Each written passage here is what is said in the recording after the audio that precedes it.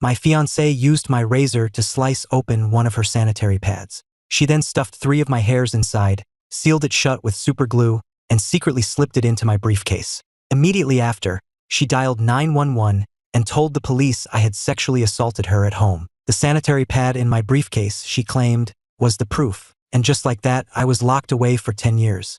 10 years later, on the day of my release, she came to get me. I could have sworn I saw a flicker of pity in her eyes. I couldn't help but laugh. Chloe, don't put on such a loving act. It only serves as a constant reminder that you're the one who personally sent me to the place that held me captive for a decade. These scars on my body, are you telling me you don't know about them? Weren't you the ones who told them to take good care of me? I spat out the words "take good care" with venom. Her expression froze instantly. 10 years, and she hadn't changed a bit, still radiating that same air of arrogance. My harsh tone made her face turn cold. I don't know what you're talking about. Just get in the car. She instinctively moved to block the front passenger door, as if she was afraid I'd try to sit there. I gave a bitter smile and got into the back. In the rearview mirror, my own reflection looked gaunt and withered, with sunken eyes and a deathly pale complexion. I know you must have suffered a great deal these past 10 years, but don't worry, I'll keep my promise. We'll get married, she said, turning to look at me, her hand reaching for mine, which was covered in scars.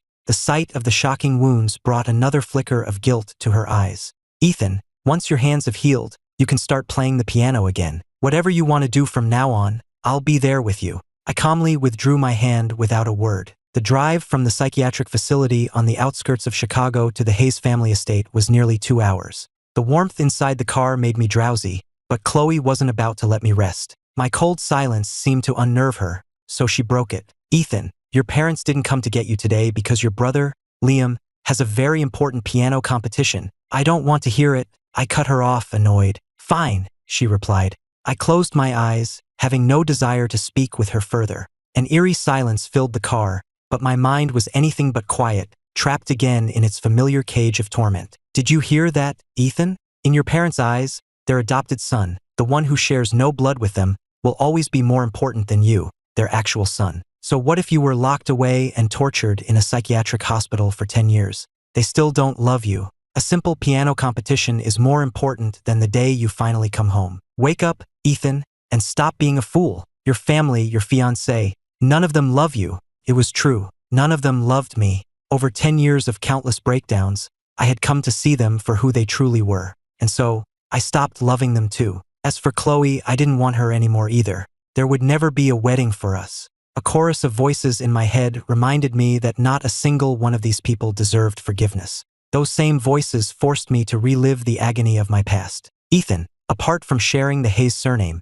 your only connection to that family is a laughable thread of blood. When you were 3, their terminally ill nanny lost you. To atone, she threw herself from a building, leaving her own son, your age, for your parents to raise. All these years, that woman's son has lived your life, basking in the love that should have been yours. You were passed from one trafficker to another, suffering endless abuse. You finally survived long enough to be found by the Hayes family, but your ordeal didn't end. It only got worse. You found that everyone doted on him, that you had to defer to him in everything. Even when he was the one who committed a crime, you were the one labeled mentally ill and forced to take the fall. Compared to their precious adopted son, you will never earn their love. Even after 10 years of torment, they feel no pity for you. Stop hoping, Ethan. They will only disappoint you again and again. I clenched my fists so hard my nails dug into my palms, the sharp pain a welcome distraction from the voices in my head, but the dull ache in my chest refused to fade. A maid was waiting for us,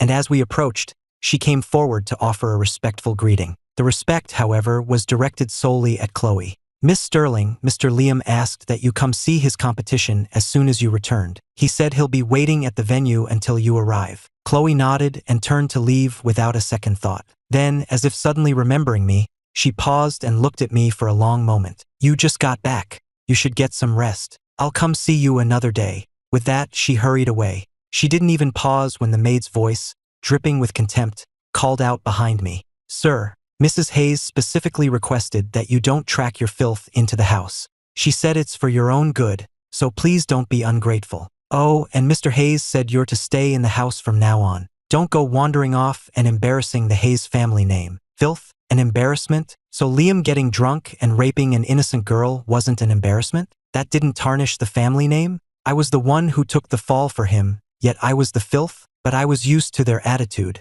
I felt no expectation, no joy, no sorrow. I silently walked past her and down into the suffocatingly oppressive basement. "We've kept your place for you all these years, sir," the maid called after me. "None of us servants have ever set foot in there, let alone the family. Mr. and Mrs. Hayes haven't arranged another room for you, so I suppose you'll just have to keep staying in the basement you were in for 5 years. After a few more taunts, she turned and left. I stared blankly at the dilapidated space. From the time I was found at 14 until I was sent away at 23, this place was a home in name only. It held none of a home's warmth. Even the bridge underpass I slept under as a runaway had offered a greater sense of belonging. I drifted into a restless sleep, the old injuries on my body beginning to ache. I dreamt I was newly returned to the Hayes family. My parents doted on Liam and my sister, Olivia, while I was met with either indifference or dismissiveness. Even I could tell they didn't love me, so of course the staff knew it too. The maids, the butler, even the gardeners felt free to insult me. But Chloe, she appeared one day just as they were tossing me a carton of expired milk, and she stood up for me. We were the same age, but she carried herself with a cool confidence. She flew into a rage and had the staff punished. "Ethan, don't be afraid," she told me then. "This is your home. We're engaged to be married one day. You have to be brave and get strong, so no one can push you around anymore." She was the first warmth in my bleak existence. When I woke, even the memory of that warmth was gone. I realized, unconsciously, that I was crying. I wiped my tears and curled up, staring into the darkness of the basement. It was damp and cold, without a single ray of light. I thought of Chloe again. She used to be the first one to stand up for me, but now, for the first time, I felt the urge to just leave this place. Just then, I heard noises from upstairs. I crept to the basement door and heard my family talking about me in the living room. "Mom, Dad, is Ethan really my brother? Are you sure that paternity test you did wasn't wrong? How could I have such a rude brother? It's his fault Liam was distracted today and didn't pass his piano competition. Thank goodness Chloe was there to cheer him up, otherwise he would have been devastated. Liam prepared for this competition for so long. Couldn't Ethan have come home any other day? Did he have to pick today? And making Chloe go get him, I just can't with him." My father sighed. "Olivia, spend some more time with Liam these next few days. You know how he gets in his own head. Try to keep his spirits up." My mother looked equally troubled. "I'm just so worried about Ethan. He's back with that same look on his face, like the world owes him something, and he's always targeting Liam. Now that he's back, living under the same roof, I'm terrified Liam's heart condition will act up again." I clenched my fists, a bitter, self-mocking feeling washing over me. My release date was set 10 years ago. How was it my fault that it coincided with Liam's competition? "And another thing," my father added, his voice laced with irritation. "He comes home and doesn't even have the decency to greet his parents. What does he expect? For us to go down there and check on him?" Hearing that, I turned and retreated into the basement. It was best never to expect anything from them. They would only ever let you down. I found the confidential file in my email and read it carefully. As I prepared to sign electronically, an automated voice prompt played. "Mr. Hayes, please consider your decision carefully before signing. This agreement will take effect within 7 days. Should you sign and accept this assignment, your identity will be erased for the next 10 years. All your movements will be classified, and you will be forbidden from any contact with the outside world for the duration of the mission." I hit the confirm button and signed my name. A new message appeared on the screen. "Congratulations. You are now a member of the U.S. Geological Survey. Please prepare yourself. In 7 days, a technician will provide you with a new identity and escort you to Livingston Island for your assignment." 7 days. It was enough time to say a final goodbye to the first half of my life. I had waited 10 long years for this day. In that moment, my eyes stung with tears as I envisioned a future that was finally bright and full of promise. I had been accepted into the USGS 10 years ago, but that incident cost me a decade of my life. Still, it wasn't too late. The next morning, as I was heading out for breakfast, I ran right into Chloe and Liam. They were laughing together, but their smiles froze the moment they saw me. I ignored them and tried to walk past, but Chloe grabbed my arm. "Ethan, where are you going? Are you misunderstanding something?" Liam looked at me, his face a mask of apology, his voice laced with a pathetic, innocent whine. "Ethan, please don't get the wrong idea. I didn't come home last night because I was with Chloe, but I swear, nothing happened. I was just feeling down, and Chloe was kind enough to stay out with me to cheer me up. Standing this close, I could smell the same fresh scent of body wash on both of them. Are you done? I asked flatly. If so, please get out of my way. Chloe just stared at me, confused. Instead of moving, Liam grabbed my arm with feigned intimacy. Mom and Dad are cooking today to make up for my disappointment yesterday. You should join us. Their cooking is amazing. He didn't wait for an answer, simply dragging me toward the living room. I had to fight the urge to shove him away. Chloe followed close behind. As we entered, I saw my parents and my pampered sister, Olivia, bustling around the kitchen. Looks like Liam and Chloe are back from their little date. I wonder if anything. Olivia's words died in her throat when she saw me. She shot me a glare and muttered under her breath, so rude. Doesn't even say hello. He has no manners at all. Just then, my parents came out carrying platters of food. The smiles on their faces vanished when they saw me, as if I were an unwelcome intruder. Finally, my father forced a greeting. Well, what are you all standing around for? Sit down before the food gets cold. Liam hugged my mother, his face beaming with happiness. Thank you, Mom. You and Dad are the best. They both looked at him with such affection. In that moment, I felt like a complete stranger who had stumbled into their perfect, happy home. The table was laden with seafood, all of it looking delicious. Everyone smiled lovingly at Liam. Not a single one of them remembered I was allergic to shellfish. Seeing me frozen in place, Liam put on a show of concern. What are you just standing there for, Ethan? Come on, sit down. Don't you like what Mom and Dad made? Or, are you still upset that they came to my competition yesterday instead of picking you up? I'm so sorry, Ethan. I had no idea the competition would fall on your release day. It's all my fault for ruining your big day. The expressions on my parents' and Olivia's faces shifted from mild annoyance to outright blame. But I hadn't said a word. Chloe stood and pulled me toward a chair.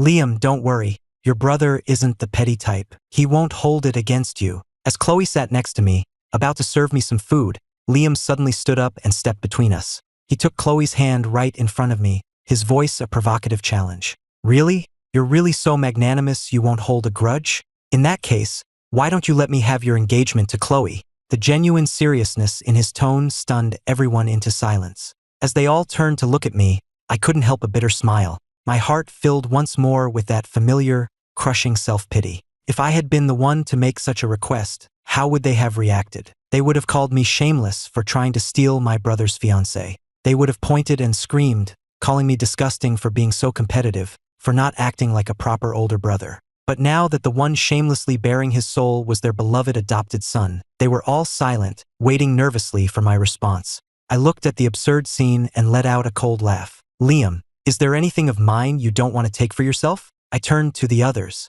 And what about you? As my family, do you also want me to just nod and let him have his way? The room fell into a dead silence. Or rather, they used French to build a wall around me, leaving me completely isolated. Liam turned to them, speaking in French, his voice full of feigned distress. Oh, what have I done? I've said the wrong thing again. I always seem to upset Ethan by accident. I didn't mean anything by it. I was just trying to break the tension. I can't believe he took my joke so seriously. How are we ever going to get along? I never wanted to take anything from him. Maybe it would be better for everyone if I just disappeared. Before he could finish, my father cut him off, also in French. Don't be ridiculous. This is your home. We are your family, and we love you more than anything. Don't you ever think like that again. My mother went to his side, taking his hand. Oh, Liam, you've always been too considerate. From now on, don't worry about what Ethan thinks. Don't be sad. He's become so difficult over the years, so petty and resentful. Your father and I couldn't bring ourselves to like him even if we tried.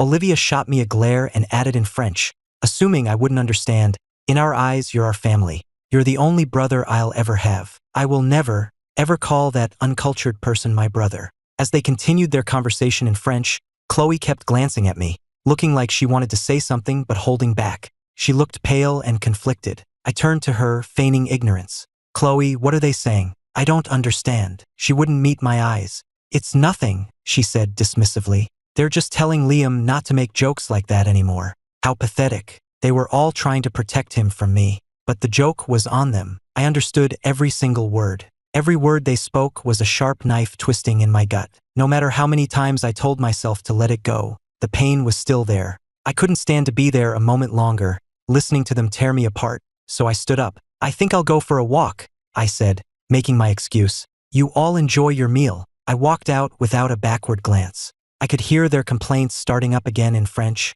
all of it dripping with resentment for me. "He makes me so angry," my mother lamented. "I carried him for 9 months, and for what? I slave away to cook this huge meal, and not only is he ungrateful, he acts like he couldn't care less. It's just heartbreaking." "Don't be upset, Mom," Olivia said. "It's better that he's not eating with us. That scar on his face just ruins my appetite." Appreciate it? How was I supposed to appreciate any of this? They were my biological parents. I had told them I was allergic to shellfish, but they never remembered. In their eyes, there was only Liam, obedient, sensible, and always wearing that innocent expression. I was suddenly thrown back to my first few days in this house. Liam had come to me, all smiles, asking what foods I liked and if I had any allergies. I told him I was allergic to shellfish. At the welcome dinner they threw for me, the table was covered in it. I knew then that my so-called brother was not happy to have me home. He put a large crab on my plate, his face a picture of eager anticipation. I hesitated for just a second, and my father snapped at me. "What are you waiting for? Liam served you that crab himself. You will eat it. Don't you dare disrespect his kindness."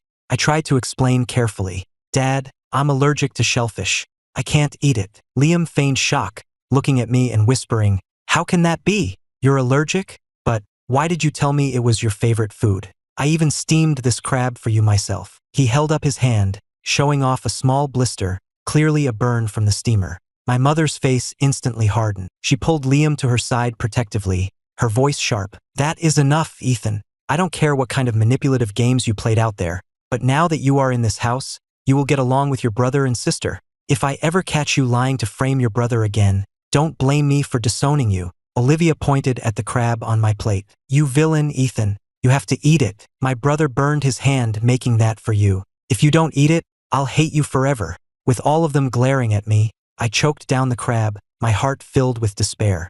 It wasn't until the hives broke out all over my body, my breathing grew ragged, and my face turned white as I struggled for air, that their expressions changed. They stared at me with even greater disgust. "He's actually allergic. Butler, what are you standing there for? Call 911. "Honey, how is this possible?" my mother wondered aloud. "Neither of us has allergies.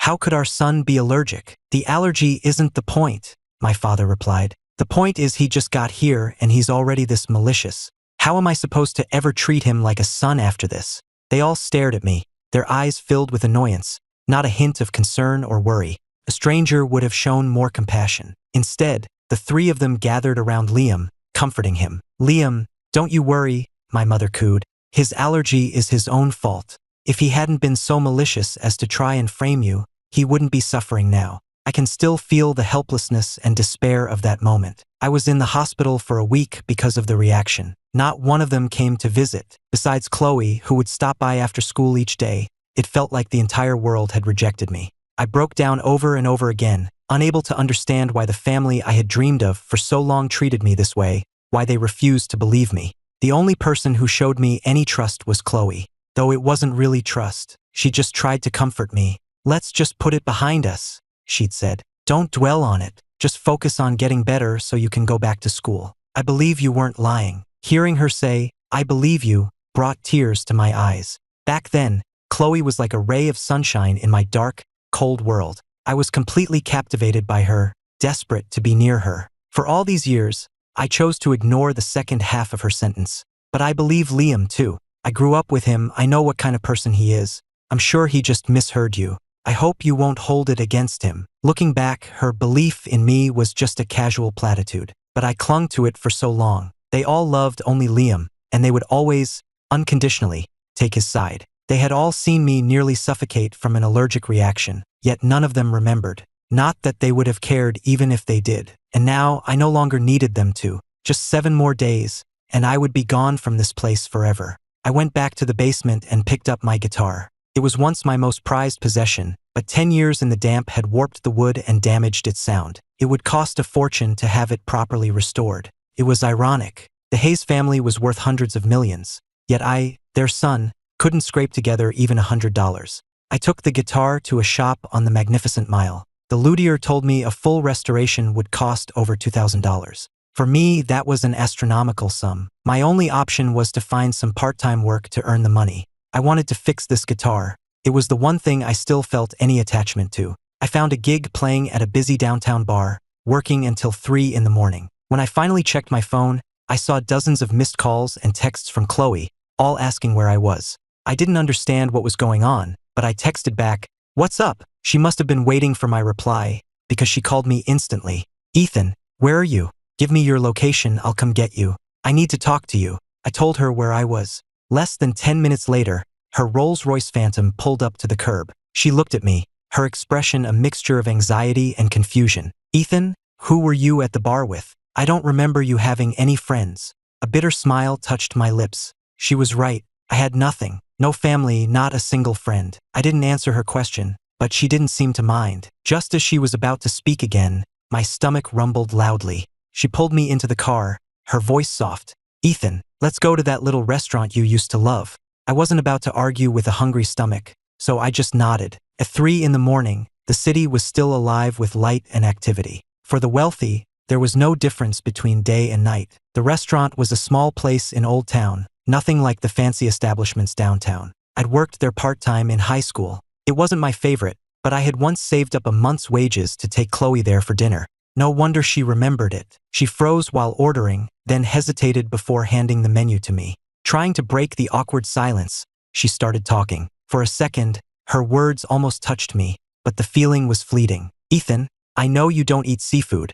so let's consider this my official welcome home dinner for you. And about today, please don't take it to heart. It's not that they forgot, it just slipped their minds. Liam loves seafood, and the meal was really for him to cheer him up. So it's understandable that your parents weren't as considerate as they could have been. Don't be too." I cut her off with a frown. "Can we please just eat in peace? I don't want to talk about it." She fell silent, her expression grim. We ate the rest of our meal without another word. Chloe had always been proud and beautiful, radiating a kind of dazzling light. I remember when I was first brought back to the Hayes estate, she introduced herself with such grace. "Hello, Ethan. I'm Chloe Sterling. I'm your fiancée." The Hayes and the Sterlings are old family friends. Our engagement was arranged when we were born. She was the first person to show me any kindness, the first warmth I had felt in years. My parents were titans of industry, powerful figures in the business world. From the moment I was found, they looked down on me. I didn't have the polish they expected. They despised my timid nature, my lack of Liam's easy charm. It didn't matter how well I did in school. Even getting into an Ivy League university meant less to them than Liam getting a B on a test. Because my parents ignored me, and Liam constantly undermined me, I was humiliated by the staff at home and bullied by my classmates at school. And every time, Chloe would be the one to stand up for me, to put the bullies in their place. "Open your eyes and look carefully," she would tell them, her voice sharp. "Ethan is the true son of the Hayes family, and he is my future husband. He is not someone that trash like you can push around." She would tutor me, bring me snacks, and give me a gift on every holiday. The guitar I carried was her graduation present to me. You never forget the kindness shown to you when you're at your lowest. That's how I felt about Chloe. She was my first love, the girl I dreamed of building a future with. My disappointment in the Hayes family was absolute, but I stayed, holding on to the hope of our engagement. But now I wanted none of it. I ate quickly. She barely touched her food, having apparently eaten earlier. She just watched me, a small smile on her lips. It was the same smile I remembered, but it no longer held any comfort, any warmth. On the drive back, she watched me in the rearview mirror, clutching my guitar. "You really love that guitar, don't you?" she asked. "I remember you loved the piano, too. You looked so handsome when you played. Why don't I buy you a piano? As a gift to celebrate your freedom." The knife in my chest twisted again. "No, thank you," I said calmly. "Guitar, piano, I don't want any of it. In 5 days, I'll be leaving this place for good. I'll have no use for them. Besides, I don't want to be a bother." The car fell silent again. Her expression was complicated, and she kept glancing at me in the rearview mirror, looking like she wanted to say something. I wasn't the least bit curious about what was on her mind. Instead, I found myself wondering if she had felt even a single pang of guilt when she arranged to have me locked away, stealing 10 years of my life. When we arrived at the Hayes estate, she got out of the car with me and pulled a bag from the trunk. "Ethan, this is some cream for your scars. I know you always cared about your appearance, so over the past 10 years, I've consulted with a lot of specialists. This ointment was custom-made from a formula they gave me. You should try it. I'm sure it will work. When your face has healed, will you marry me? I want to be your beautiful bride." Before she could finish, her phone rang, the shrill tone cutting through the night. I saw the name Liam on the screen. She rejected the call, but as a series of iMessage notifications buzzed relentlessly, her eyes were drawn to the screen. I didn't wait for her to say more. I just turned and walked away. Later, as I sat in the basement, staring at my guitar, a text from her came through. "Ethan, I'm so sorry. Liam needed my help with something for work, and I got distracted. Please forgive me. Get some sleep, and don't forget to use the cream." I didn't reply. My sleep was fitful that night. I dreamt of the year Chloe was diagnosed with leukemia. When they found out I was a match, I agreed to the bone marrow transplant without a second thought. But as I recovered, I noticed that she and Liam were growing closer. I had thought my sacrifice would bring us together, but instead, it was the beginning of the end. We drifted apart, and her attention shifted more and more to him. I woke up feeling as alone as ever, a child abandoned by the world. I pulled myself together and headed out to rent a guitar for my gig. As I crossed the yard, I heard laughter coming from the living room, and for a moment, I felt a strange sense of dislocation. Chloe was holding a fluffy white cat, chatting and laughing with Liam. I watched the scene, a strange sense of calm settling over me. I didn't linger. I just turned and walked away. I used the money I'd earned the night before to rent a guitar and buy a mask. Then I went to a busy plaza downtown to busk. In a city this big, there were plenty of street musicians, so I didn't feel out of place. There was a large shopping mall across the street. I played for most of the morning, taking requests from young couples who wanted to hear love songs. I never expected to run into anyone I knew, let alone my own sister. "Ethan, are you insane?" she shrieked, storming toward me in her high heels. "Who gave you permission to beg on the street like this? Have you no shame? What about the Hayes family's reputation?" When I offered her my list of songs, she stomped on it furiously and started screaming at me. I calmly picked up the song list and looked at her, my face a blank mask. There's no shame in earning an honest living. That only made her angrier. She stared at me in disbelief, as if I'd told a terrible joke. "Ethan, you're doing this on purpose, aren't you? Trying to get our attention? Earning money? You're a Hayes. You don't need money." She found the idea of me working for money laughable. I found her words deeply ironic. A Hayes might not need money, but who in that family had ever treated me like one? "Please move," I said. "You're disturbing my work." Olivia stared at me, her eyes filled with disgust and impatience. "Ethan, just wait until I tell Mom and Dad about this. You're going to give them a heart attack. Can't you do anything respectable? Why are you always so jealous of Liam? Who could possibly love someone like you?" She was screaming now, and she raised her hand to slap me. I caught her wrist, but in the scuffle, my mask fell to the ground. She stared at the scar on my face, and a flicker of some unreadable emotion crossed her features. Her voice was still harsh, but there was an undercurrent of something that almost sounded like concern. "Ethan, look at your face. That scar. It's hideous. Instead of wasting your time here, you should go to a hospital and get it looked at. Just go home. I don't want to fight with you." As I picked up my mask and put it back on, she stared at me, her expression a mixture of conflicting emotions. "Ethan, don't think I'm grateful to you just because you got hurt saving me. You deserved to be disfigured. I never asked you to save me. You should have just minded your own business." Just then, Chloe and Liam emerged from the mall, heading in our direction. Liam was carrying a drink and a bag of popcorn. It looked like they were on their way to a movie.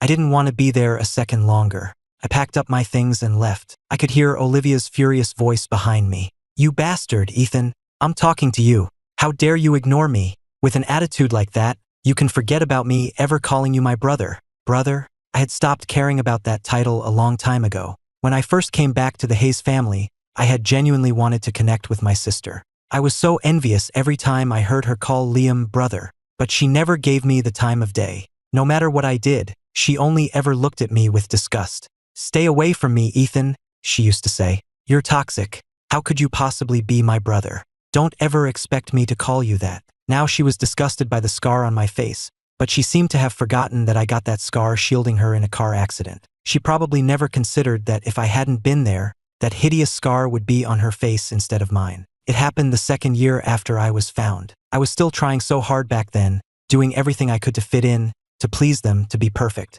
When the car crashed, I threw myself in front of her, taking the brunt of the impact. She was completely unscathed. The first thing she did was check on Liam. "Are you okay?" she cried. "You scared me to death. Are you hurt?" As for me, her actual brother, bleeding from a dozen cuts, a deep gash across my face from the shattered windshield, she didn't even spare me a glance. I knew then that no matter what I did, Liam would always be her only brother. I had tried my best. I wouldn't beg for their love anymore. I spent my days busking in the plaza and my nights playing at the bar. After 4 days, I finally had enough money to get my guitar fixed. I was on my way to the music shop when I got a text from Chloe, asking me to come back to the house. She said she needed to talk to me. Since I was leaving in 2 days anyway, I decided to go back. When I got to the house, my parents were there, their expressions unreadable but clearly displeased. Olivia shot me a hateful glare, then turned her back on me with a contemptuous snort. Chloe was there too, with 2 other people who looked like they'd been waiting for a while. She had been texting me for the past 2 days, but I hadn't replied. We had nothing left to say to each other, and besides, I was busy. I had no idea what she was up to. As I looked at her, she ran over, a bright smile on her face, and took my arm. "Ethan, look," she said, her voice soft. "I designed our wedding rings myself. Aren't they beautiful?" As she spoke, one of the people with her brought up a 3D model of the design on a tablet. I was taken aback. The rings were beautiful, an intricate interlocking design.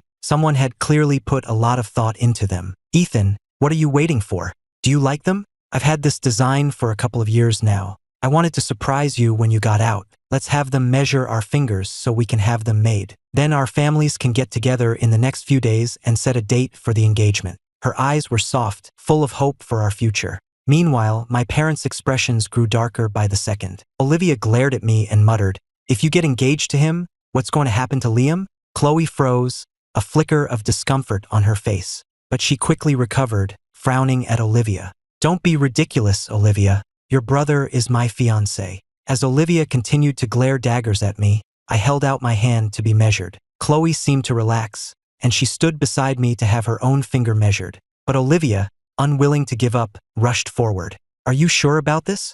Liam is in love with you. If you marry this person, he'll be heartbroken. He donated his bone marrow for you. He would do anything for you." "Bone marrow? But I was the one who donated my bone marrow." Chloe hesitated again, but then she looked at me and said firmly, "Liam and I are just friends."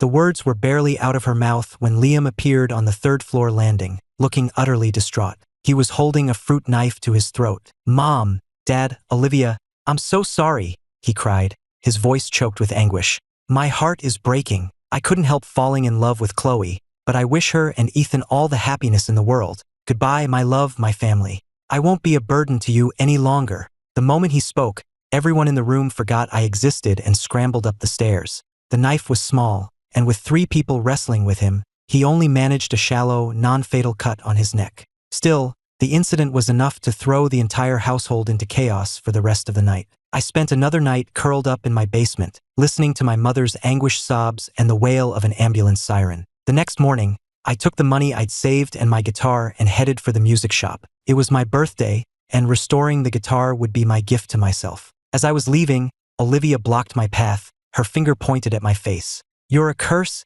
Ethan," she screamed. "We haven't had a moment's peace since you came back. Yesterday you drove Liam to try and kill himself. Are you happy now? Today is Liam's birthday. If you have any shred of decency, you'll stop messing around, come home early, buy him a present, and apologize to him tonight." I looked at her, seething with rage, and couldn't help but feel the bitter irony of it all. My own sister, forcing me to apologize to the boy who wasn't even her real brother. She called Liam brother with such affection, but she always used my full name. Thankfully, this would be the last time I'd have to deal with her. Tomorrow night I would be gone, and I would never have anything to do with any of them again. "Why should I apologize to him?" I asked. "You can't call that scratch a suicide attempt. It probably stopped bleeding before he even got to the hospital. And besides, I don't believe I did anything wrong." As I walked past her, she flew into a rage, screaming at my back. "You bastard, Ethan. You're the most cold-hearted person I've ever met. You don't deserve to be a Hayes.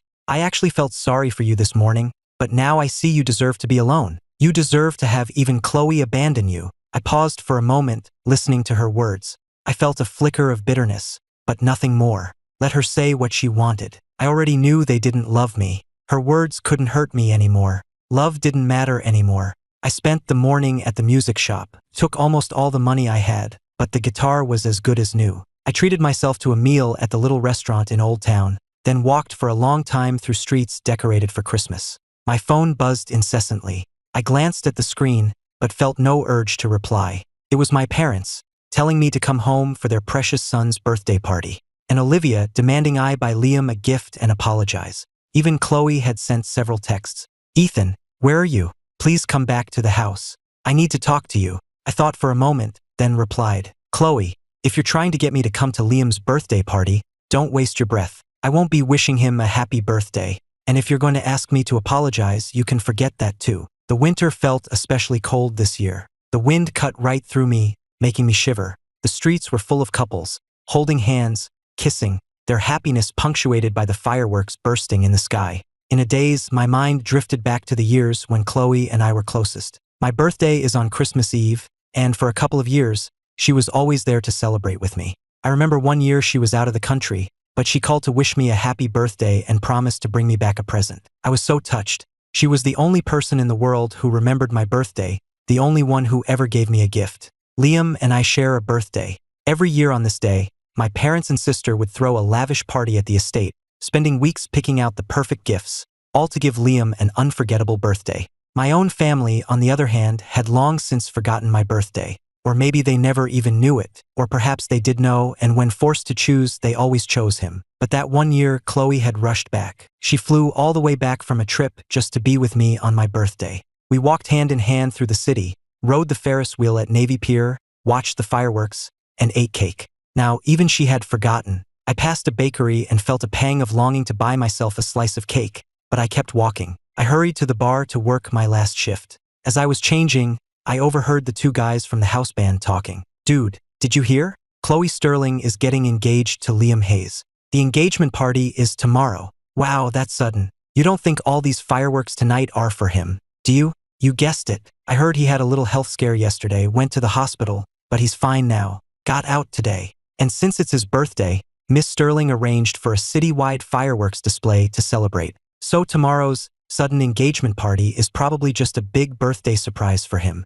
That makes sense. Everyone in Chicago knows how devoted she is to him. I'm so jealous. 3 straight days of fireworks all over the city. The rich really can do whatever they want." A bitter taste filled my mouth, spreading through my entire body. So her talk of wedding rings yesterday, it was all just a joke? My phone started buzzing again. More calls and texts from Chloe, asking where I was. I thought for a moment, then texted back. "Happy birthday to Liam, and congratulations on your engagement tomorrow, and on your future wedding. I hope you're happy now." Then I turned off my phone, cleared my head, and went on stage. I was off my game all night, so I cut my set short. The bar wasn't too busy, so it didn't matter. When I stepped outside, snow was beginning to fall. The wind was biting, and I shivered in the cold. I slung my guitar over my shoulder and started walking toward the Chicago River. I wanted to ride the Ferris wheel one last time. I wouldn't get another chance. But my plans were interrupted by 2 familiar cars pulling up beside me. Olivia's McLaren and Chloe's Phantom. Olivia was the first one out of her car. She stormed over to me, pointing back at the bar. "You bastard, Ethan," she seethed. "You refused to come home for your brother's birthday, but you're perfectly happy wasting your time in a place like this? You always act like we're the ones who don't treat you like family, but have you ever stopped to think about how you treat us? Is it really so hard for you to celebrate Liam's birthday? He's always trying to make peace with you, but you just keep pushing him away." I was used to it. Every time Olivia saw me, she was either angry or insulting. She had never been able to stand the sight of me, but her words still dripped with a special kind of irony. In her mind, Liam was her only brother, so of course he could do no wrong. It didn't matter that he had systematically destroyed my life and taken everything that was mine. As long as Liam was around, he was the only one anyone ever saw, the only one they cared about, the only one they loved.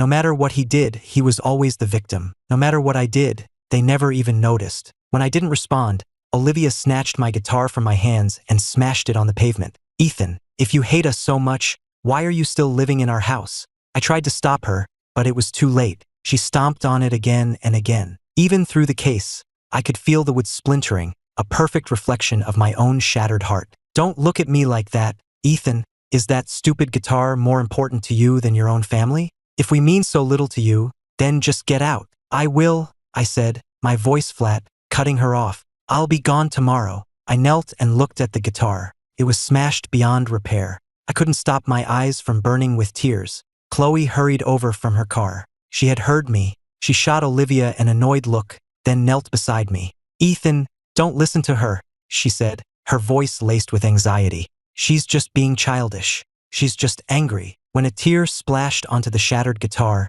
Chloe panicked. She looked at me, her eyes wide with alarm, and pulled me into a hug. "Don't cry," she whispered, trying to soothe me. "Do you like this guitar? I'll buy you a new one, okay? Please don't be like this. I know it's your birthday. Let's try to be happy, okay?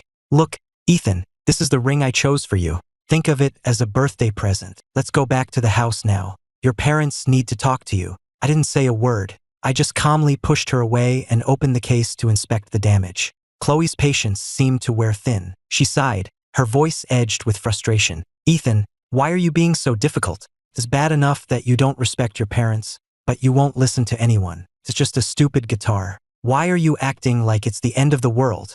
Olivia is your sister. Liam is your brother. They're your family. Can't you just try to get along with them?" Olivia, still fuming, gave the guitar another kick. "So dramatic," she sneered. "I'm not going to waste my time coddling a grown man. Only Chloe is patient enough for that. I'll be in the car." Olivia stalked back to her car. Chloe's voice grew even more impatient. "I'm not playing games, Ethan. Everyone is waiting for you. Can we please stop wasting time over a broken guitar?" I looked down at the ruined instrument, then looked up at her with a cold smile. The impatience in her eyes sent a fresh wave of pain through me. "Chloe," I asked, "do you also think it's just a broken guitar?" "Well, isn't it?" she retorted. "If you want a guitar, I'll buy you as many as you want. We can go in a couple of days, you can pick out anyone you like. But right now, you need to come back to the house with me." Her tone was firm, leaving no room for argument. A suffocating bitterness filled my chest. I tossed the broken guitar into a nearby trash can and walked toward her car. She wanted me to go back to the house? Fine. I would give her what she wanted. Seeing that I had given in, Chloe caught up to me and pressed a ring box into my hand. "I chose this style especially for you.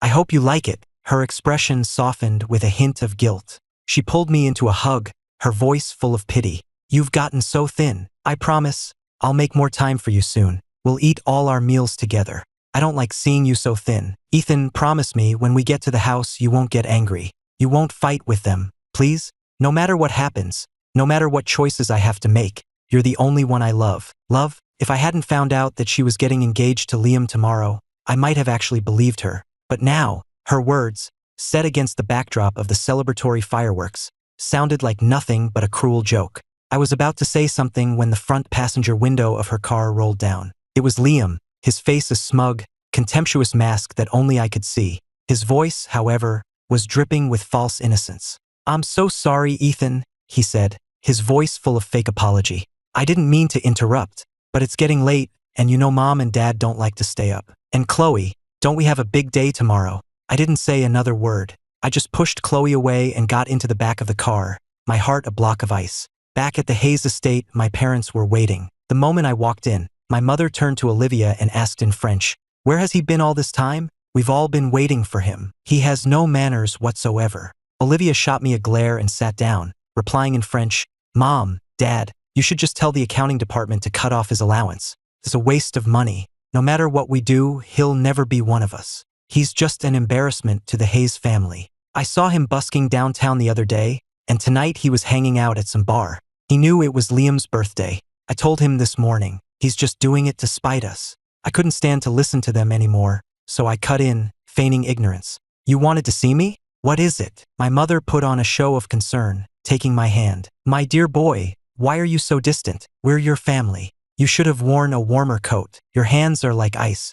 It breaks my heart to see you like this." In the past, her words might have moved me to tears, but not anymore. My heart was too scarred, too numb. When I didn't respond, her smile faltered, but she pressed on. "You have to understand, Ethan. You three are all my children, and I love you all equally. But you're the oldest. You need to be more understanding of your brother and sister. Your brother has been diagnosed with severe bipolar disorder. He can't control his emotions. He's so young. We can't let this illness ruin his life. To help him through this, your father and I, along with Chloe, have made a decision. We've arranged for him and Chloe to get engaged. The ceremony is tomorrow. If you're not feeling up to it tomorrow, you can just go out for a while. If you need money, just let me know." I stood there, numb, like a block of wood, staring at the woman who was supposed to be my mother. Sometimes I wondered if she really was. How could she look at me and see nothing? For as long as I could remember, I had envied children with mothers. The idea of a mother was something sacred and beautiful to me. I had always hoped that my own mother would love me, even just a little, that we could have some semblance of a normal relationship. But she only ever disappointed me. My silence seemed to anger my father. He glared at me, his voice sharp with displeasure. He gripped his porcelain teacup so tightly I thought it might shatter in his hand. Ethan, why are you staring at your mother like that? We are trying to discuss this with you civilly. Who do you think you are, putting on a face like that? Don't you forget, this engagement is an alliance between the Hayes and the Sterlings.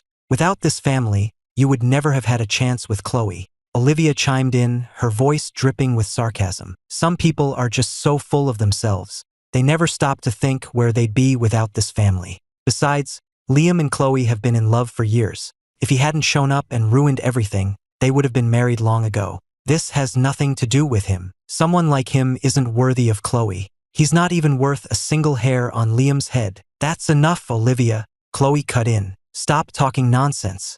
Ethan is your brother. Don't make things worse. I love Ethan, that's a fact. But as she spoke, she remained standing by Liam's side, never once glancing in my direction. My parents said nothing. Perhaps they agreed with Olivia that I was just an unwanted complication. I listened to them all in silence, the irony of it all a bitter pill to swallow. I turned to Chloe and held out the ring box. Since you've already agreed to this, there was no need to ask me.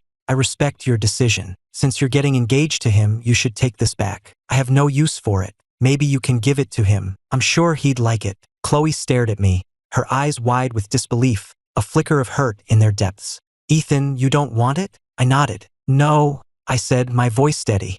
I don't want the ring, and I don't want you. Her eyes instantly filled with tears. She rushed to my side, grabbing my hand. Are you angry? Please believe me. I told you I love you. This engagement, it's his obsession right now. It's not real, it's just for show. I just want to help him get through this difficult time. How ironic. She was engaged to another man, but still trying to string me along with declarations of love. I pulled my hand away and put the ring box back in her palm. Before I could say anything, she opened it, her expression pleading. Ethan, this ring was made just for you.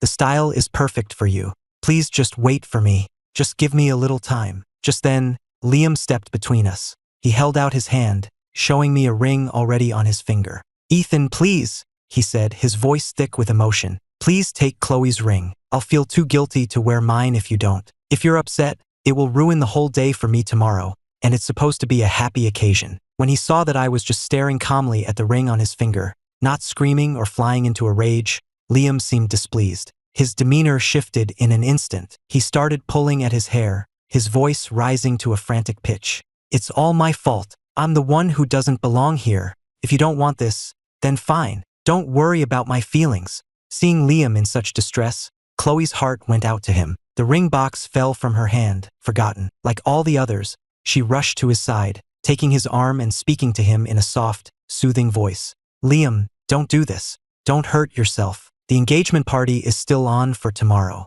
I promised you, and I'll keep my promise. Olivia pointed at me, her face contorted with rage. Get out, Ethan. You've done nothing but cause trouble since the day you got here. So what if you were the one engaged to Chloe? This is a matter of life and death. Why can't you just step aside for Liam? Do we all have to get on our knees and beg you? And have you looked in a mirror lately? With that hideous scar on your face, if you were the one getting engaged to Chloe, you wouldn't just be embarrassing the Hayes family, you'd be embarrassing the Sterlings too. Such noble sentiments. From the day I was found, my family, my own flesh and blood, had been telling me to step aside. My bedroom had been given to Liam long before I arrived. My parents, disgusted by my timid demeanor, had barely looked at me before saying, just let your brother keep your room for now. First it was my room, then it was everything else, big and small. Even when Liam got drunk and raped a girl, I, the older brother, was expected to step aside and take the fall for him. I'll never forget it. When I refused, my mother held a bottle of pills to her lips, tears streaming down her face. Liam is the child I have cherished all these years, she sobbed. How can I let his future be destroyed? Can't you, as his brother, help him just this once? He's always been such a good boy, and he has such a bright future ahead of him. We can't let it all be ruined. And you know his health is delicate. How could we let him go through something like this alone? You won't have to go to prison. You just have to cooperate with the people Chloe has arranged, admit to having a mental illness, and you'll be committed to a psychiatric facility. You'll be comfortable there. No one will bother you. We'll make sure you have the best of everything. I'm begging you as your mother. Please do this for me. If you don't, I'll swallow these pills right now and end it all. My father smashed our only family photograph. Refuse? He roared. How dare you refuse? Your brother has been a son to us for all the years you were gone. This is the least you can do for him. Even Olivia looked at me with accusing eyes. If you don't do this, she pleaded, you'll ruin Liam's life. I refused, but it was no use. I had just been accepted to a top university. My future was brighter than Liam's had ever been, but they didn't care. They weren't proud. They never once stopped to consider what would happen to me in a place like that. And the scar on my face was a constant reminder that no matter what I did, no matter what I sacrificed, in their eyes, I deserved everything I got. I clenched my fists, pushing the memories away, and looked at the resentful faces in front of me. I couldn't help but laugh. I won't be there tomorrow, I said. Congratulations on your engagement. They all stared at me, stunned. I turned and walked out of the living room, heading for the basement. It had started to snow. The flakes felt heavy on my shoulders, as heavy as my heart. Chloe followed me out, pressing the ring box into my hand again. I opened it. The ring inside was identical to the one Liam was wearing. Identical rings, I said. What exactly are you trying to say, Chloe? Before she could answer, Liam, who had followed her out, spoke up, his voice full of false remorse. I'm so sorry, Ethan. It's all my fault. The engagement party was so last minute. There wasn't time to have 2 sets of rings made, so we had to get a replica. But don't worry, I'll give you mine later. How pathetic. They stood there, wearing their matching rings, offering me a cheap imitation, and still had the audacity to tell me they loved me. I'll design a new pair for us later, Chloe began, but I didn't let her finish. I just walked away. Tomorrow I would be gone. I lay in bed, unable to sleep. I gathered my few belongings. There wasn't much to pack. This basement had never been a home. All I owned was a phone, a battered journal, and my guitar. In school, I'd had books, but I'd bought them all with money from part-time jobs, and sold them as soon as I was done with them just to get by. Everyone in Chicago knew that the Hayes and the Sterlings were powerful families, with more money than they could spend in a dozen lifetimes. But I, a son of the Hayes family, had never received a single dollar of allowance, not in high school, not in college. I remember Liam and Olivia's birthday parties costing hundreds of thousands of dollars. I remember Liam bragging about a pen our parents had bought him that was worth more than a car. And I remember the cheap pen in my own hand, a constant reminder that I would never belong. But soon I would finally be free. I found an old pen and opened my journal. I'd never had any friends to talk to, so I'd gotten into the habit of writing things down. I had even chronicled my time in the hospital.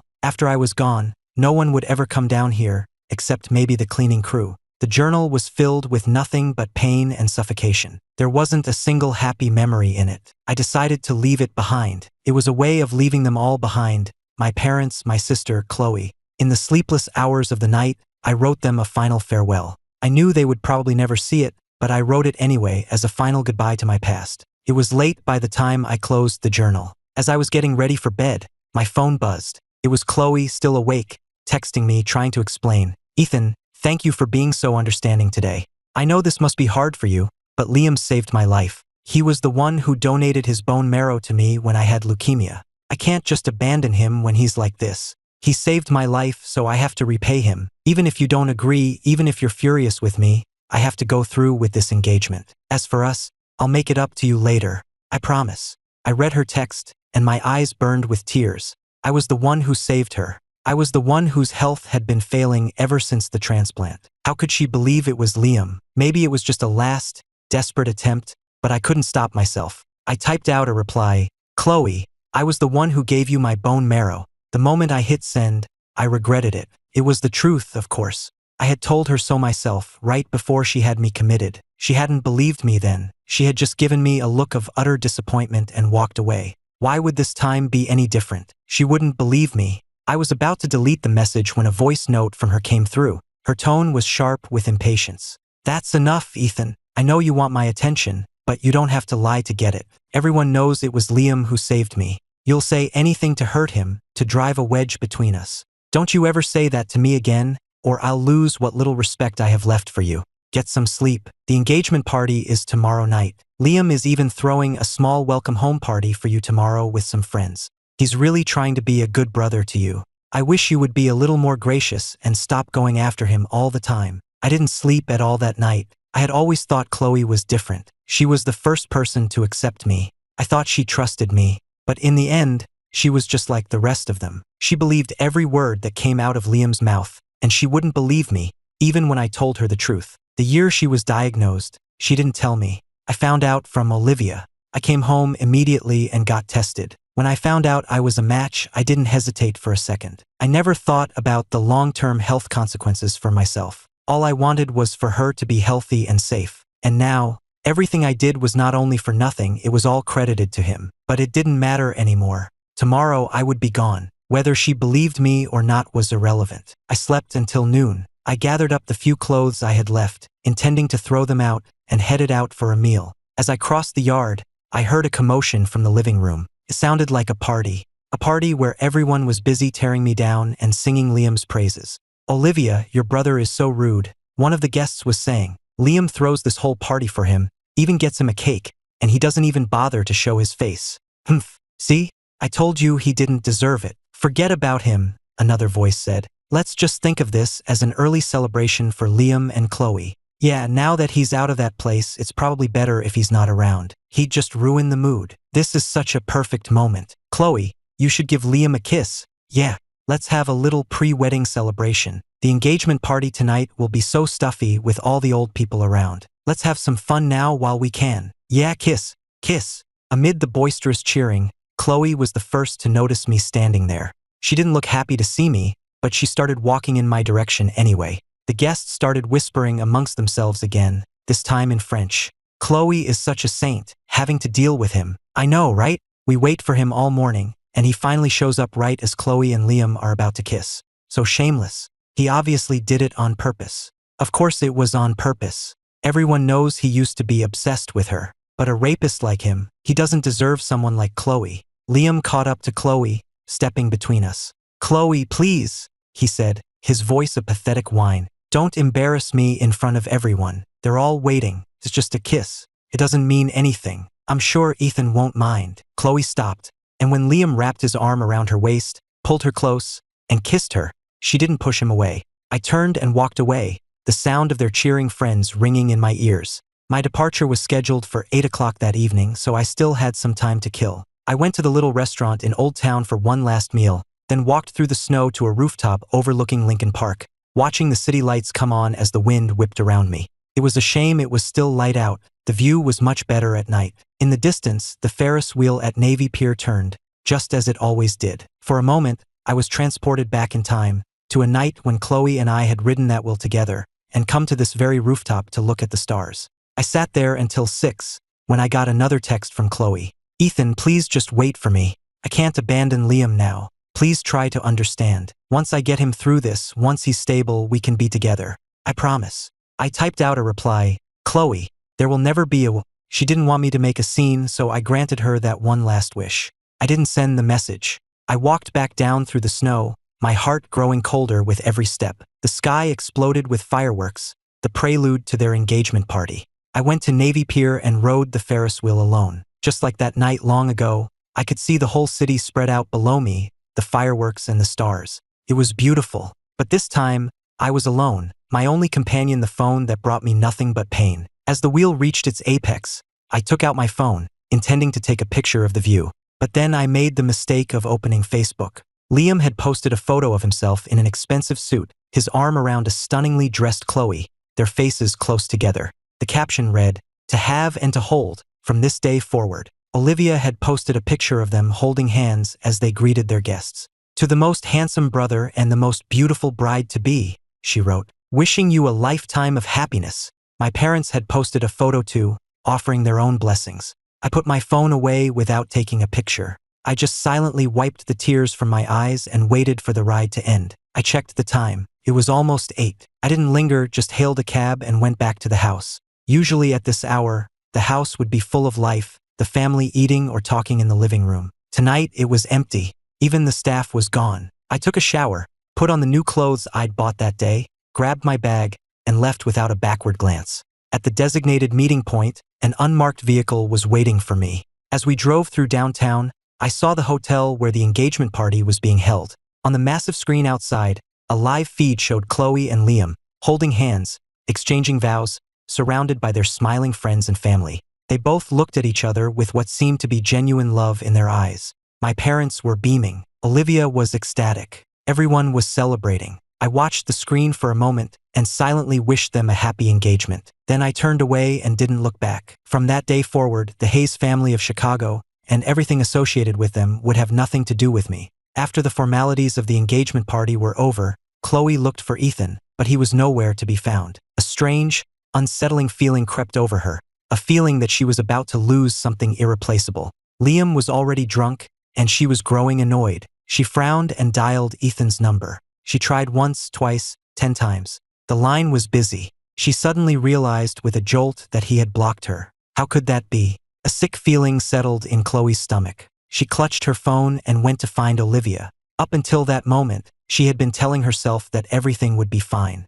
Ethan was so understanding. He loved her so much. He would forgive her. After this was over, she would keep her distance from Liam. She would never let Ethan be hurt again. She had planned to go to him the moment the ceremony was over, but Liam had insisted she stay and greet the guests with him. He had looked at her with such sad, pleading eyes, and she hadn't had the heart to say no. Just moments before, she had been relieved that the ceremony had gone off without a hitch. But now, unable to reach Ethan, she was starting to panic, her composure as the guest of honor completely gone. Olivia was drinking with a group of friends, complaining loudly. "Where did you hear that nonsense? Chloe is in love with my brother Liam. Ethan is just a bitter, angry clown. We can't stand him. It would be better for everyone if he just disappeared and left us alone." Hearing this only made Chloe more agitated. "Olivia," she snapped, "Ethan is your brother. How can you say that?" She managed to restrain herself from making a scene and pulled a stunned Olivia into a quiet corner.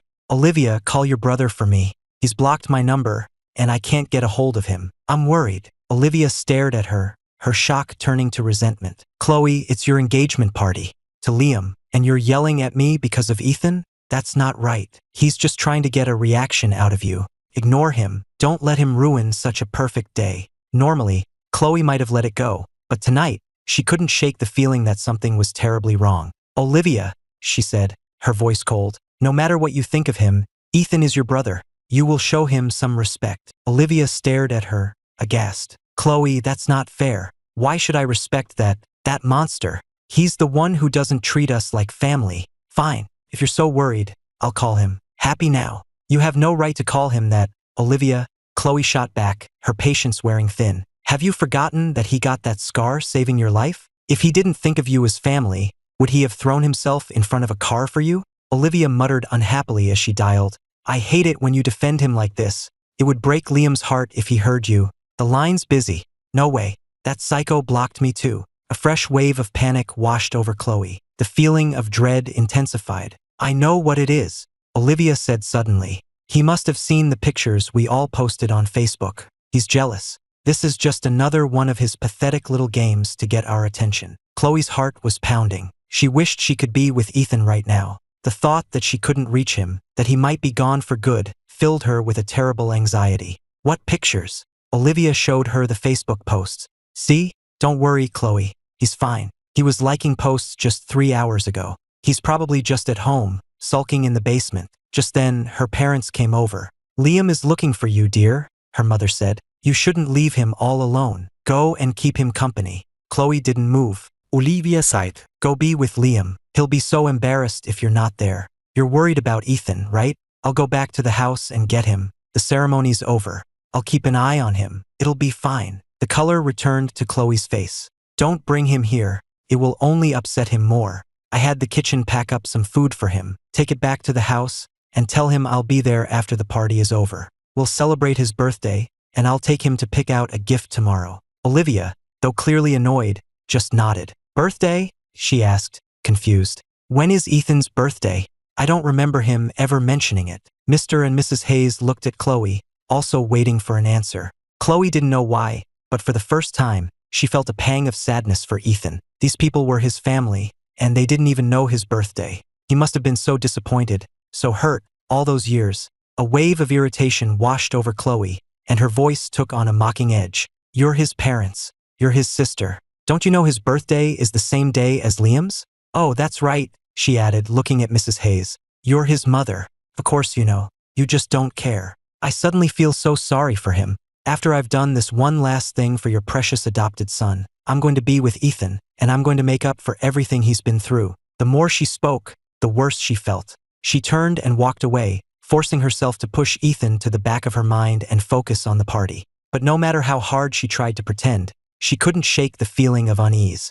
40 minutes passed. Olivia should have been at the house by now. But when Chloe texted to ask if she had found Ethan, she got no reply. Her heart began to pound again, a knot of anxiety tightening in her stomach. She wished the party would just end. She had to get to Ethan as soon as possible. At the Hayes estate, Olivia searched every room on the upper floors, her frustration mounting with each empty room she checked. She called his name, but there was no answer. Finally, she gave up, and in a fit of pique, threw the food Chloe had sent into the trash. "This is so annoying," she muttered to herself. "That damn Ethan really thinks he's so important. I'm not going to wait on him hand and foot. He's probably out messing around somewhere. But where would he even go? He doesn't have any friends in Chicago. Maybe one of those bars he plays at." Another text from Chloe came through, and with a sigh of frustration, Olivia got in her car and drove to the bar where she'd seen Ethan before. But he wasn't there. Just as she was about to leave, the bartender called out to her. "Miss Hayes,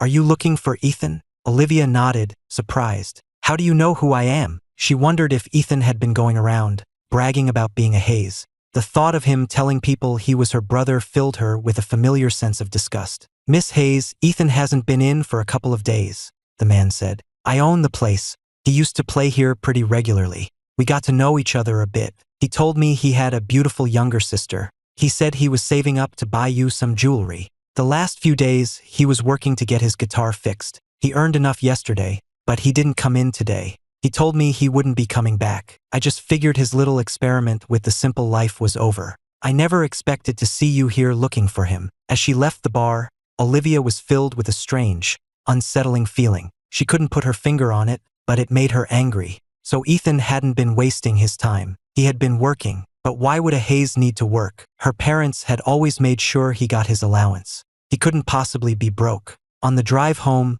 other memories started to surface. Ethan had always worn simple, inexpensive clothes, and he'd never had very many of them. He rarely ate with the family. She and Liam had a fleet of cars at their disposal, but Ethan didn't even have one. Was it possible he was working because he had no money? That couldn't be right. The questions swirled in her mind, making her more and more agitated. She called the family's accountant and demanded to know how much money had been transferred to Ethan's account over the years. "Miss Hayes," the accountant replied, "the family has never transferred any money to Mr. Ethan's account." The words hit her like a physical blow. It had to be some kind of sick joke. She couldn't believe what she was hearing. "What? That's impossible. You must be mistaken. Check again. Go to the office right now if you have to. I want a detailed report of all transfers to Ethan's account for the past 10 years, and I want it in half an hour." The accountant's voice was calm and steady. "Miss Hayes, I have personally handled the family's finances for all of those years. I can assure you, not a single dollar has ever been sent to Mr. Ethan.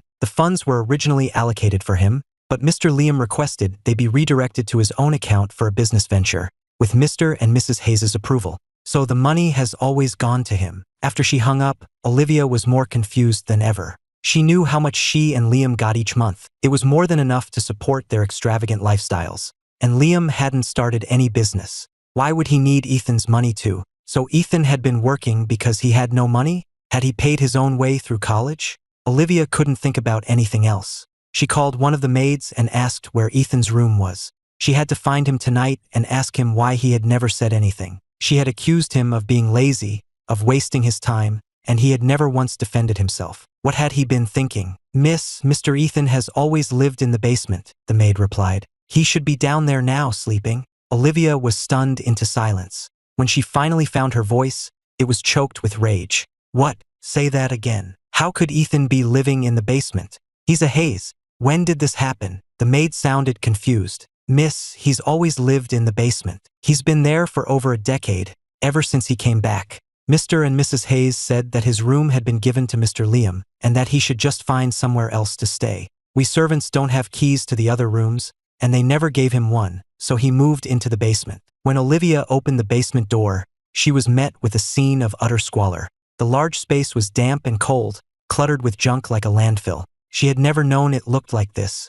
She couldn't imagine how her brother had managed to live in such a place for over a decade without saying a word. The further she walked into the gloom, the sicker she felt. In the corner was a makeshift bed, constructed from old oil drums and wooden planks, a thin mattress and a neatly folded blanket on top. There was nothing else. A closet, a bathroom, they would have been unimaginable luxuries down here. Her eyes filled with tears. She found a battered notebook on a small stool under the bed. There was also a torn photograph and a medical document, a bone marrow donation report. Olivia couldn't believe it. Hayes, her own brother, had been living like this. She couldn't bring herself to open the journal. The donation report was devastating enough. She stumbled out of the basement, clutching the items to her chest, and tried to call Ethan again. The line was still busy. He had blocked all of them. How could this be? Liam had said he was the one who donated his bone marrow to Chloe. How could it have been Ethan? Why was Ethan living in the basement? Why had he never gotten any money? Why had it all gone to Liam? Why hadn't Ethan said anything? And why had Liam kept it a secret? Olivia spent the rest of the night in a state of turmoil. At 4 in the morning, her parents, Liam and Chloe, finally returned. The moment Chloe walked in the door, she started looking around. "Where's your brother?" she asked Olivia, her voice sharp with anxiety. "Isn't he home? Why didn't you find him?" It was only then that Chloe noticed that Olivia's eyes were red and swollen. "Ethan, Olivia stammered, unable to get the words out. "What about him? Tell me," Chloe demanded, shaking her. Just then, the journal and the donation report fell from Olivia's arms. Chloe bent to pick them up, but when she saw the name on the report, she sank to the floor in disbelief, her eyes fixed on the name, Ethan Hayes. Olivia ignored her and ran to her parents. "Mom, Dad, call Ethan. Did he block you too? What are you making such a fuss about?" her mother said, annoyed. "If he's not back, he's not back. He's a grown man. He can take care of himself. You've been up all night. Go to bed. Don't let him ruin your mood." But she took out her phone anyway. "I'd like to see him try to block his own mother." A moment later, the automated message played, and her face fell. "The number you have dialed is unavailable. He actually blocked us," Mr. Hayes said in disbelief. He tried calling from his own phone with the same result. He was about to launch into an angry tirade when Chloe staggered to her feet, the donation report clutched in her hand. She slapped Liam across the face, her voice like ice. "You told me you were the one who donated your bone marrow to me. Why does this say it was Ethan?" The slap and the question stunned Mr. and Mrs. Hayes into silence. Mrs. Hayes was the first to recover. She rushed to Liam's side, shielding him. "What are you doing? What do you mean Ethan donated it? It was Liam who saved you." Chloe snatched the report from the floor and thrust it at Mrs. Hayes.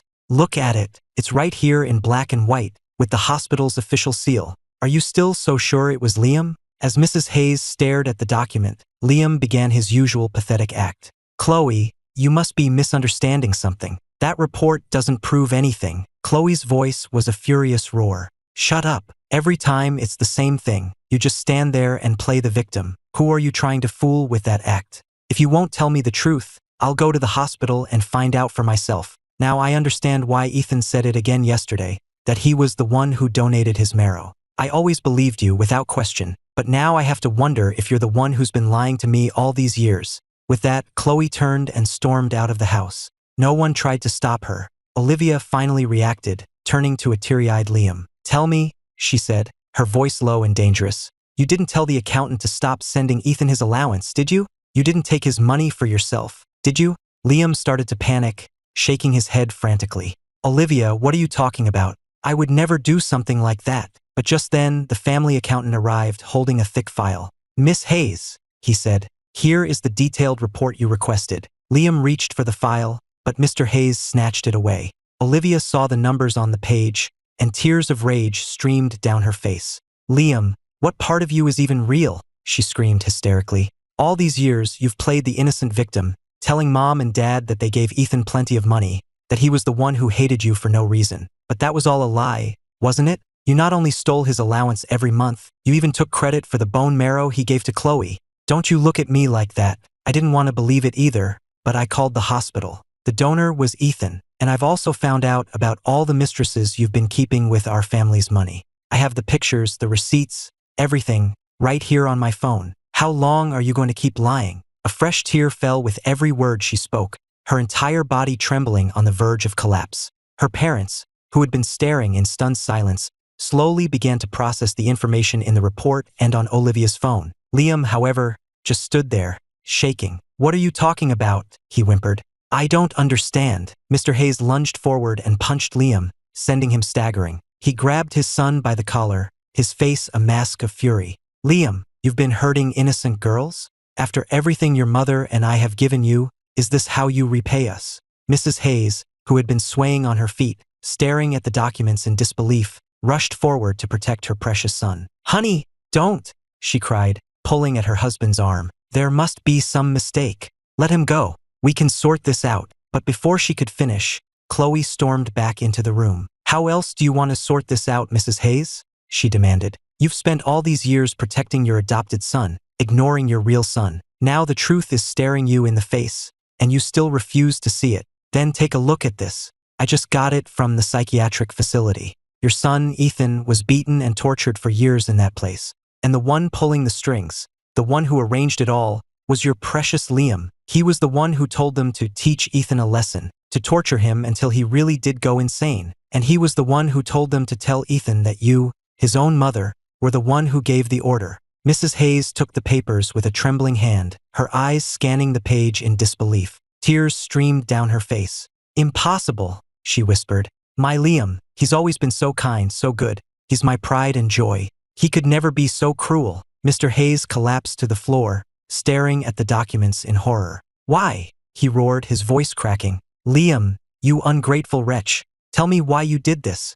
I was so proud of you. Your mother and I loved you more than our own son. All the love we never gave him, we gave to you. When you committed that horrible crime, we made our own son take the fall for you. We gave you everything. Why did you still have to be so cruel to the son we never loved? Are you even human? Do you have any shred of decency in you? Olivia was sobbing now, her voice thick with rage. You two-faced hypocrite, Liam. You make me sick. We were wrong. We were all so wrong about Ethan. How much pain must we have caused him for him to just leave like that, without a word, leaving nothing behind but a torn-up journal? We were the only family he had in the world. Where could he have gone? Liam looked at their accusing faces and began to laugh, a wild, unhinged sound. Why are you all blaming me? Don't you know why I did it? Don't you know your own part in this? You're the ones who made me who I am, by turning a blind eye to everything I did. I wanted Ethan to know that as long as I was around, his family, his fiancée, would never love him. I wanted him to spend his entire life as a pathetic, unloved loser. And now you all stand here and blame me? Are you blameless in this?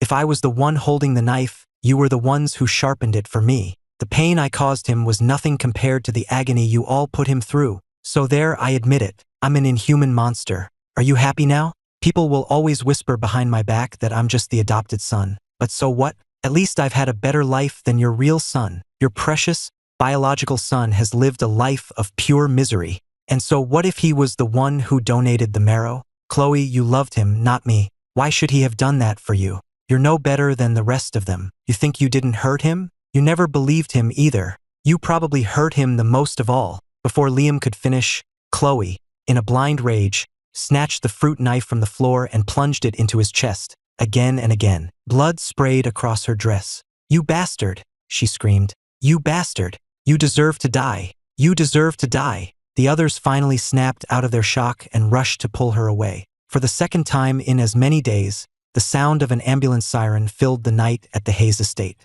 Liam survived, but just barely. He was committed to a psychiatric facility. Mrs. Hayes had a complete breakdown. Overnight, she lost her mind, recognizing no one, weeping and apologizing to every person she saw.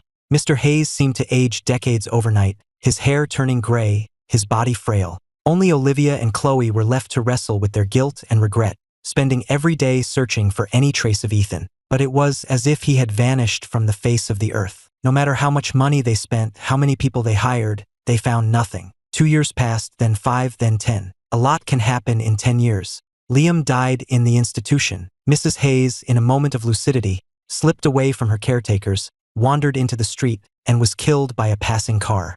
Mr. Hayes, unable to bear the weight of it all, suffered a massive stroke that left him paralyzed and bedridden. The burden of running Hayes Industries fell to Olivia. In 10 years, the once mighty corporation, under her inexperienced leadership, was on the verge of collapse. The Sterlings and the Hayes, once inseparable, became estranged. For 10 years, Chloe divided her time between running her family's company, tormenting Liam in the institution, and pouring all her resources into the search for Ethan. Every day was a fresh agony. When Ethan was there, she had taken for granted that he would always be there, that he would always love her. It was only after he was truly gone that she realized that all the money and power in the world couldn't bring him back. Her Ethan was gone forever. 12 years passed. When Ethan Hayes set foot in Chicago again, the painful, suffocating past that had once consumed him felt like a distant, half-remembered dream. He was only back to receive an award. After the ceremony, he was scheduled to leave for a new assignment on a remote research vessel in the South Pacific. His future was there in his work. All he wanted now was to make a meaningful contribution to his country,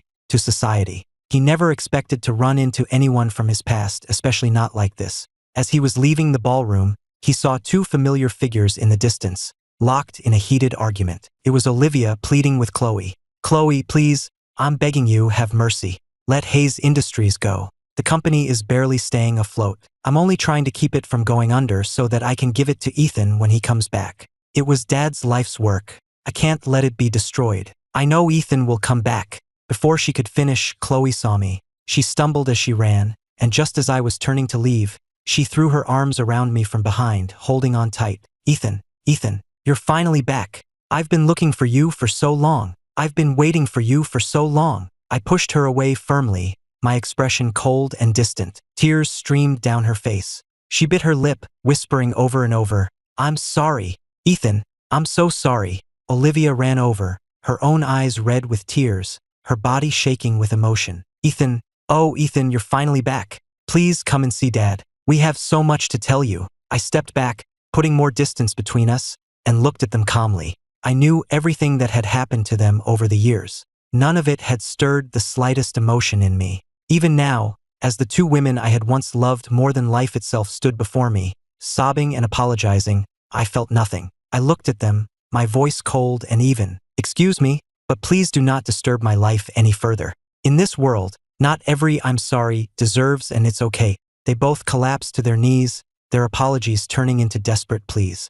"I'm sorry. Ethan, you don't have to forgive me, but please, don't disappear again," Chloe begged. "I've spent every day for the past 12 years in agony. I can't bear to lose you again." "Ethan, we know we were wrong," Olivia cried. "Mom was consumed by guilt until the day she died, and that bastard got what he deserved. He died horribly. We're so sorry, Ethan. So sorry. It was all our fault. What can we do to make you forgive us?" A cold smile touched my lips. "Ask yourselves this," I said, my voice low and clear. "If I had done to you what you did to me, would you be able to forgive me? For 10 years in that hospital, I dreamed of the day I would be free of you all. Now I am. My life is finally my own. If you try to interfere with it again, I will not be merciful." I turned and walked away without another word. They scrambled to their feet, stumbling after me. Just then, my assistant stepped in front of them, blocking their path. Her face was a cold mask. "Miss Sterling, Miss Hayes," she said, her voice sharp, "I'm aware of your history with my supervisor,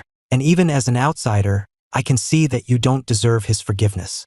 How dare you continue to harass him? And let me give you a piece of advice. He is not the same man you once knew. He is now under the protection of the United States government. His time is extremely valuable, and he shouldn't have to waste a single second of it on people like you. And if you continue to harass him against his wishes, you might want to consider whether your two struggling companies can afford to go up against the full weight of the federal government. Even if you don't care about yourselves, you should think of your families. Do not contact him again. He does not want to see you. If you truly wish to atone for what you've done, spend the rest of your lives in repentance. Perhaps if you were to live through what he has lived through, you would finally understand what it means to leave someone in peace." When my assistant caught up to me, the street behind us was silent. The world was silent. I went straight to the airport, with no desire to spend another moment in that suffocating city. The storm had passed, but there was nothing left for me there. My life was meant to be an open road, not a cage built of old heartaches and broken promises.